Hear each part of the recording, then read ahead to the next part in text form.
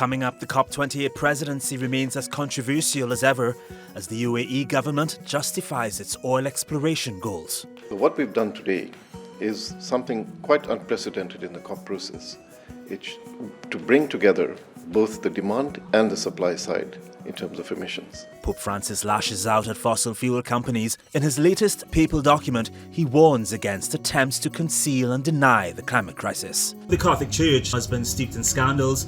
Some would question what gives Pope Francis the credibility to speak out about climate change. I suppose Pope Francis's position would be, yeah, the Catholic Church may not be perfect. That doesn't make me wrong. And it's widely believed Mars has always been cold and icy, but one scientist explains why she thinks the red planet could have been similar to ours. There might even have been oceans. This is Just 2 Degrees on TRT World.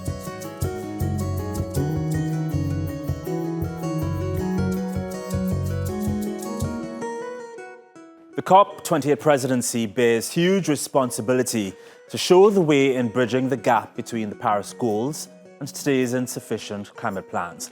Earlier this year, Laurence Toubiana said those words. She's the leading architect of the 2015 Paris Climate Agreement. She also said that as a major oil exporter, the UAE could use the COP28 summit to demonstrate what post-fossil fuel leadership looks like. But fast forwarding to October, and the country is still on track to expand its oil production capacity to 5 million barrels per day by 2027 from 4.2 barrels per day currently. The UAE has been the recipient of major criticism, not only for being named the host of the largest environment summit of the year, but also for appointing Sultan Al Jaber, the head of the country's national oil company ad hoc, as president of the conference. The UAE government, however, says its energy policy has a dual trajectory. عندنا كذلك برنامج لزيادة الطاقة الإنتاجية للدولة بواقع 5 مليون برميل بحلول العام 2027. شرحنا في البانل أن دولة الإمارات يجب أن تقوم بهذا الاستثمار لأن لا نرى استثمارات مكافئة من العديد من دول العالم. والنفط صحيح أنه موجود تحت الأرض ولكن لا يستثمر لإخراجه، ونحن نحتاج إلى بين 12 إلى 14 تريليون دولار بحلول العام 2045. العالم يحتاج 12 إلى 14 تريليون دولار في مجال الأبستريم الاستكشاف والإنتاج والميدستريم والداونستريم. نمشي على مسارين متوازية، نؤمن بتغير المناخ ونعمل نحو الحد من ثاني أكسيد الكربون، ولكننا نستثمر في الطاقة اللي يحتاجها العالم لكي نضمن أن الأسعار تكون مناسبة لدول العالم والمستهلكين. Many climate activists and scientists would say there is simply no way to meet global environmental targets while investing in new fossil fuel extraction projects. But Dubai says the coal, oil and gas sectors must be part of the conversation. What we've done is something quite unprecedented in the COP process. It's to bring together both the demand and the supply side in terms of emissions. If the oil and gas industry signs up to decarbonization agreements, and if they sign up to methane abatement emissions, methane emissions, that's a huge contribution to the debate. It will be the first COP, if we achieve this, where you can actually measure the carbon that we're taking off the table. So in his strongest statement yet on the climate crisis, Pope Francis accused fossil fuel companies of greenwashing oil exploration and lamented the slow pace of phasing out fossil fuels entirely. His statements come just ahead of next month's COP28 climate conference in Dubai. Pope Francis has again come out in support of the environment. He recently issued a 7,000-word document titled Laudate Deum, or Praise God, reacting to extreme weather events over the last 8 years and urging climate change deniers and politicians to see the connection between human activity and global warming before it's too late. Ma io penso che il tema sia urgente e questi cambiamenti climatici non c'è bisogno di essere dei meteorologici per capire che effettivamente ci sono. Penso anche che il Santo Padre abbia anche delle informazioni che forse non sono comuni a tutti e quindi questo suo grido che lancia ripetutamente è probabilmente molto più fondato di quello che noi possiamo pensare.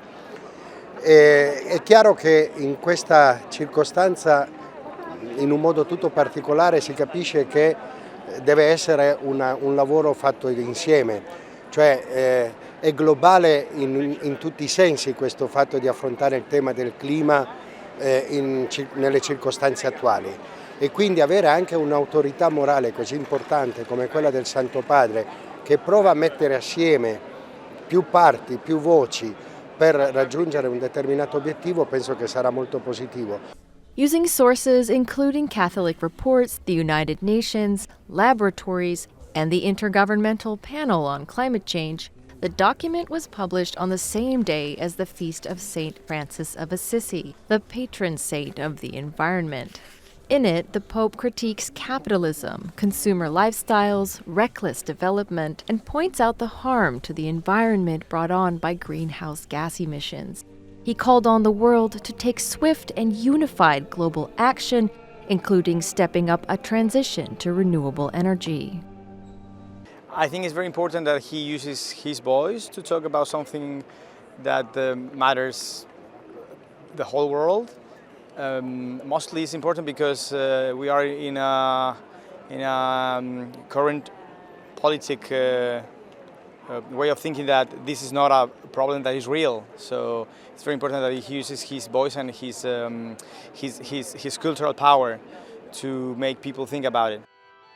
Laudate Deum comes as a follow-up to his 2015 encyclical, the highest form of papal writing, titled Laudato Si, or Praise Be, where he focused on caring for nature and all people. That letter prompted a backlash from some conservative Catholics against the Pope for backing the science behind global warming. But his follow-up doubled down on that. As the Pope insists, critics cannot gloss over the man-made causes of the climate crisis when the planet may be nearing the breaking point. Sarah Balter, Just 2 Degrees. I really enjoy listening to Pope Francis, more so of late, and particularly on his climate comments. Why do you think he cares so much? Well, I think Pope Francis's engagement with the environment has a couple of roots. I mean, one is just the obvious fact that we are living in the middle of a climate crisis. I think whoever was Pope, whoever was a sort of voice of conscience on the global stage these days, would be obligated to take note of the ecological situation. And so part of it is this was thrust upon him. But I think the other issue is we should not forget that Francis is history's first pope from the developing world. That is, he's history's first pope from the global south. I think there is a strong awareness on his part that the developing nations of the world are in a way the least responsible for the climate crisis. That is, they contribute the least in terms of greenhouse gas emissions and so on, but they disproportionately suffer the effects of it. So I think there's also a biographical element to the Pope's concern. Well, let's also remember, this is a Pope who chose to take the name Francis. And St. Francis in Catholic tradition is this great iconic figure who was in love, with the sister moon and brother sun, with the natural world. I think all of that contributes. So what kind of power or sway do you think he has in convincing, say, fossil fuel company CEOs and governments to commit to meaningful change? Well, above all, I think what the power the Pope has is sort of a power of shame. That is, he is not in charge of any armies. He doesn't have any hard power, to use the phrase that political scientists would employ. But he does have a tremendous amount of soft power. That is, he can call out polluters and emitters and feckless international organizations and so on. And I think that's what he's trying to do in this document. I mean, let us remember that when the Pope brought out his encyclical Laudato Si in 2015, the first ever encyclical letter, that's the most developed form of papal teaching, the first ever devoted entirely to environmental themes, it was ahead of the COP28 summit in Paris. And many observers believe that the Pope's strong call helped create the conditions under which the new limits on emissions that were adopted in Paris were able to be embraced by the international community. I think he's hoping he may have a similar impact this time around ahead of the COP28 summit in Dubai. Yeah, calls for emissions limits are great, but there are also widespread calls for climate justice and nullifying the debt of poor countries, even laws to penalize fossil fuel companies. How far do you think Pope Francis is willing to go to champion this cause? Well, in his new document, Laudate Deum, which is Latin for praise God, he does call not simply for limits on emissions, but also for a sanctions regime. That is, he clearly would be in favor of some sort of multilateral system under international law that would hold nations accountable for failure to uphold the commitments they have made as part of the effort to resist climate change. Clearly, in terms of trying to do justice to impoverished nations, whether it's on the environment or any other issue, I mean, Pope Francis is perhaps the greatest champion of the little guy, the greatest champion of the underdog on the global stage today. So I don't think there's any serious doubt that he would be in favor of measures like that. Before I let you go, John, the Catholic Church, as you know, has been steeped in scandals. Some would question what gives Pope Francis the credibility to speak out about climate change. Well, I think there is no doubt that the moral credibility of the Catholic Church has been badly damaged, both by the clerical sexual abuse scandals, but also, other sorts of controversies, including financial scandals over the years and so on. And right now, there is a trial going on in the Vatican where you've got 10 defendants, including a cardinal, who are accused of various forms of financial crime. But on the other hand, I suppose Pope Francis's position would be, yeah, the Catholic Church may not be perfect. That doesn't make me wrong on the climate. And further, I think he would probably say that the best way for the church to regain its moral authority is by being seen as on the right side of history when it comes to the defining social justice issue of our time, which I think he would argue is precisely the climate crisis. An investigative report published by Inside Climate News features the testimony of Afghans who lived near former US bases in Afghanistan and who now suffer serious health consequences, including skin rashes and cancer. They're saying America's military operations polluted their land, air and water with burn pits, waste dumping, hazardous chemicals from bombs, and more, with little cleanup or concern for the impact on locals. Well, here to speak to us about this, out of New York, an adjunct lecturer of transitional justice at the American University of Afghanistan, Obaidullah Baheer. Hi there, welcome to the show, appreciate your time. So this report is based largely on interviews and testimony by affected Afghans and their doctors, saying that the US military polluted their land and made their children sick. Can you tell us more about the causes of this pollution and poisoning? Thank you for having me on air. I mean, look, a very good way of summarizing what the United States did in Afghanistan was that there is a bridge when you travel from the border to the capital, and they blow up that bridge and then replace it with a metal bridge that they pack up and take back with them. So it was always short term. It was always about reaching their own strategic goals at whatever cost. So the bases they built around Afghanistan not only directly affected the environment, the drinking water, the air, especially with all of the bombing and the chemicals that were released from these bombs, they're going to have a very long-lasting direct impact. But there's also secondary impact. Where so many people were displaced, they were forced to move into cities. Our cities became overcrowded. So much of our development was hindered. The amount of corruption that happened under the United States presence meant that reliance on coal persisted. The fact that drinking water within the cities, because of their overpopulation, was contaminated. Today, the estimations are that in the next few years, Afghanistan's capital isn't going to have drinking water. So the list is just so long, and the problem is we can keep listing everything the United States did wrong, but who is to hold them accountable?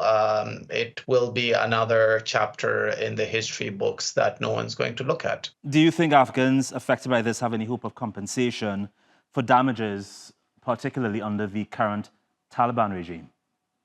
I think since 2001, there'd be quite a few million people who would line up to ask for reparations and damages for the war on terror and what it did to their lives without them being in any way or form responsible for what had occurred. So I really doubt any of that would happen. You have to also understand that the medical impact that this has had in the current situation where Afghans can barely move out of the country, barely have enough of a medical infrastructure within the country, means that a lot of these people are going to be condemned to death. We can't move to countries like Pakistan where just getting the passport is a hassle, getting a visa costs $1,500, and that's the closest best medical facilities available to our citizens. People don't have that kind of money. People can't make those sorts of trips. So it's just extremely unfortunate. I just have about 10 seconds with you, Obaidullah. Does Afghanistan itself have the capacity to recover from this environmental destruction? Yes or no? I guess we'll have to do something about it. We can't hope for someone else to intervene. So Afghans have to get together and try to make this work. But the United States is responsible and should be held responsible. Really appreciate chatting with you. Thank you so much. Thank you for having me. Well, about 20,000 children were forced from their homes every day from the years 2016 and 2021. That's according to a UN report. The reason? Climate crisis energized storms, floods, fires, and other extreme weather. 20,000 a day is a tremendous figure. It's a testament not just to the severity of climate change, but also just how fragile we are. Displacement, whether it's short-term or more protracted, can exacerbate risks for children. So in the aftermath of a disaster, they might experience mental or physical stress from seeing their homes destroyed, their communities destroyed, maybe experiencing the loss of a loved one. Children may become separated from their parents or their caregivers, which expose them to risks of trafficking, exploitation, abuse, violence. It also disrupts their education and access to healthcare, so children are at greater risk of disease, of missing out on immunizations.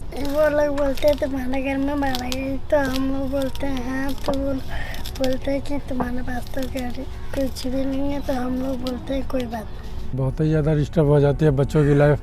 अब उनको सबसे ज़्यादा परेशानी ये है कि क्या करना है क्या नहीं करना है, वो तो फिर जैसे कैसे करके एडजस्ट करना ही पड़ता है थोड़ा बहुत। So we saw in the report there were 1.3 million internal displacements due to drought, and this was really looking in countries where we do have good data sets available. So the reality is there is a lot of displacement and potential risk for displacement when it comes to drought and extreme heat and some of these slower onset climate processes that we really need to prepare for. So it's really the data in the report is the tip of the iceberg minimum. While the findings in this report take into account current climate scenarios, so it doesn't include climate change projections, so it's really showing this is the bare minimum we can expect if the climate change stays as it is now. But we know in reality that it is increasing the severity, the frequency of these disasters, so the number of child displacements is likely to be far greater in the future. It's really critical that we come together to ensure climate finance can be channeled to those countries that are facing these overlapping crises, so the climate risks, conflict, fragility, where we see that children are the most vulnerable. We have the knowledge, we have the tools to really address this growing challenge for children, and now is the time to really come together to protect children at risk of displacement, to prepare communities, and to support those who are already uprooted from their homes. One of the most concerning theories that's developed in the last few years is that we're in the middle of a sixth mass extinction event and should expect a major loss of biodiversity on the planet. Unlike previous mass extinctions, scientists believe this one is driven by human activity, including unsustainable land, water, energy use, and the climate crisis. Now, while they all threaten plants, animals, and all sorts of life forms, experts now say that amphibians are facing some of the worst consequences. We have found that 2 out of every 5 amphibians are threatened with extinction. So 41% of amphibians are facing the risk of extinction in the wild unless we do something about it. And this is much higher than the mammals, which are about 26.5%, and the birds, which are about 12.9%. And in fact, we recently completed the reptiles, which are sitting at about 21% threatened. So 41% is extremely high. Habitat loss is one of the major driving factors. So in fact, 93% of the threatened amphibians are impacted by habitat loss. This is because of things like increasing agriculture, both for livestock and for growing crops for people, urbanization, and just loss of habitat generally around the world. Más carbón en el aire y no sé, bueno, mucha gente sabe que las ranitas también dependen mucho de muchos factores, también del medio ambiente donde ellas viven. Si se contamina, si se calienta, puede afectarlas seriamente a tal grado que puede llegar a desaparecer, como pasó con el sapo dorado, que la última vez que lo vieron fue en 1989. What if the Mars we know today is completely unlike what it used to be millions of years ago? And what if the red planet had a wet and warm climate complete with rivers and lakes? Well, as we search outside our own planet for clues on how Earth will develop, some scientists believe the 4th planet from the Sun could provide clues. So the geology of Mars appears to be telling us that Mars was a pretty wet place. We see rivers cutting through the terrain. We've landed 2 different rovers so far in ancient lake beds. There might have even been oceans, we're not sure. However, this gets confusing because when climate modelers try to model using computers what the ancient climate of Mars might have looked like, they actually have a very, very hard time making it anything other than just cold and icy. Because at that time, billions of years ago, the sun was actually much fainter, putting out less light and heat, and so all of the planets in the solar system were colder. So Mars, being farther from the sun than the Earth is, actually was a pretty cold place in that period of time. So how do you explain the fact that we see the evidence for running water, but that it's really hard to create a climate on ancient Mars that was warm enough to have liquid water? Today, Mars is a dry, barren planet. It has a very thin atmosphere. Liquid water isn't stable on the surface. So if we're seeing evidence that there was liquid water, maybe even a warm climate that existed, how is that possible? So something about Mars must have changed, right? And we think what changed was the atmosphere, that billions of years ago, Mars had a much, much thicker atmosphere, maybe even thicker than the Earth's is today, that could have supported that climate. But that over time, it lost that atmosphere due to giant impacts stripping away, and just the fact that Mars is a smaller planet and can't hold on to its atmosphere as well as Earth does. So it's really telling us about really long-term climate change on a planet, but due to a totally different cause than here on Earth. This is important because Mars is one of our best bets still for understanding where life might exist beyond Earth. And we'd really like to understand where life might have first started billions and billions of years ago. And Mars is basically the only planet we have access to right now that preserves a record from that period of time in the solar system, a time capsule, really from the first billion years of solar system history. On Earth, the rocks from that first billion years are all gone. So on Mars, we have this wonderful record telling us how terrestrial Earth-like planets might have evolved over time. And so in our group, we're trying to understand specifically what the climate of early terrestrial worlds looks like. Back on Earth, plastic pollution continues to be a growing threat to the environment and one of the most difficult to tackle. Some plastics are so durable, they'll take thousands of years to break down. But Pro-Green Innovations, that's a company in Kenya, is one of several exploring solutions like turning plastic into petrol fuel that can be used by cars and all kinds of engines. Using a process called pyrolysis, they heat the plastic and liquefy it, creating petrol and biochar that can be used in furnaces. 80% of the plastic waste is turned into usable fuel, and the company currently produces 1,000 litres every 2 to 3 days. Our production process entails a couple of steps. First, you'll get the waste plastic. The waste plastic will need to be shredded. After it's shredded, it has to be cleaned, and it's loaded to the reactor. After coming from the reactor, there's a heating process. The heating process doesn't make use of electricity. It makes use of our own fuel that we refer to as briquettes. The briquette is made from biomass, waste biomass, and a combination of the black char, which comes as a waste from the reactor. Then there's a condensation process. After condensing, then there's a vaporization process. You actually vaporize the condensing in the condenser, then you harvest the fuel. And that's our show, but before we go, here are visuals of sea turtles in Yemen. Recent studies show their population is threatened by the warming of beaches. The gender of a turtle embryo is determined by the temperature of their gestation. Warmer sand means far too many female turtle babies are hatching. It's an issue experts say could lead to the local extinction of these beautiful creatures.